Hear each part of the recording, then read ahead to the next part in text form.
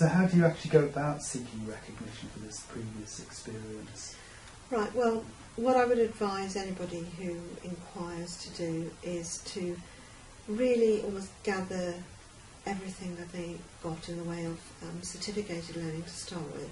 And I don't want people to underestimate that. It could be something as simple as, you know, we've had people bring their swimming certificates from primary school, and, you know, we're really willing to say, yes, these are really useful or these are not. But it could be that that swimming certificate is the thing that led them on to become a 3-star kayaker, which has led them on to want to be interested in doing a degree in outdoor activity with our university. So things do trail through for them. We're also really saying, could you think about who are you in your own community? You know, are you a member of the parish council?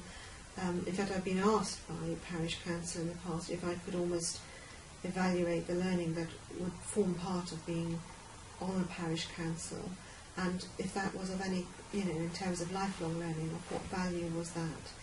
And it could be that they're a member of the Parent Teaching Association of the school, or they've been, you know, just a leading fundraiser, and all of those come with skill sets.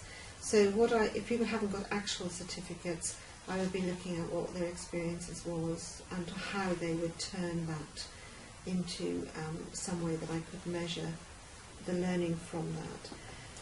So that would be the first thing.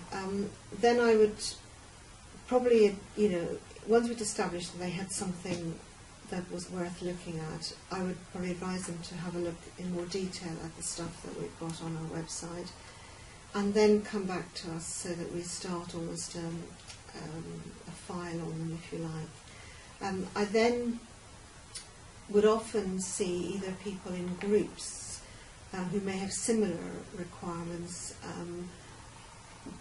but that's after that initial, as I say, one-to-one telephone conversation or whatever. So I'd see people in small groups where we would look at all those options again and then consider the best way forward.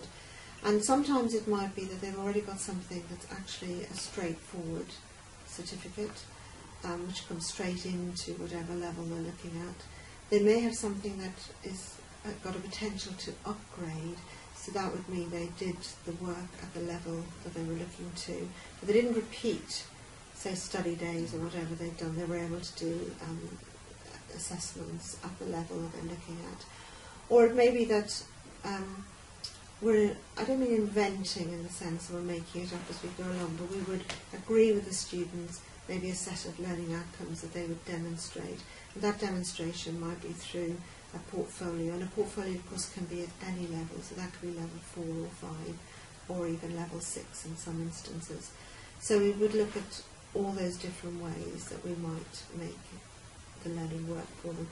If I really thought quite early on that some of the stuff they brought to me wasn't that useful, but it was useful in terms of that person, you know, getting to know them, I might well be advising them on a different career options as opposed to using APEL as a route. But I would still be very keen to value what they've done and not make anybody feel that what they've got wasn't worthwhile. It's just very variable. And then I think then there comes in the formal stages, I guess. So once we've reached that stage, we would then probably talk about money, what's it going to cost them and how they pay for that. And APEL as it stands is quite reasonably priced, and people can pay in stages. And then we would formalise that, and I would probably set deadlines that are equal to other modules of a similar nature, whatever level that was, a sort of reasonable deadline. But at the end of the day, these students, through this process, are really setting their own agenda with help.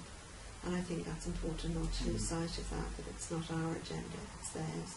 And it has to sometimes match their pace.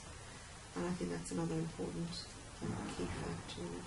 So, but by that stage you're into a more formal approach.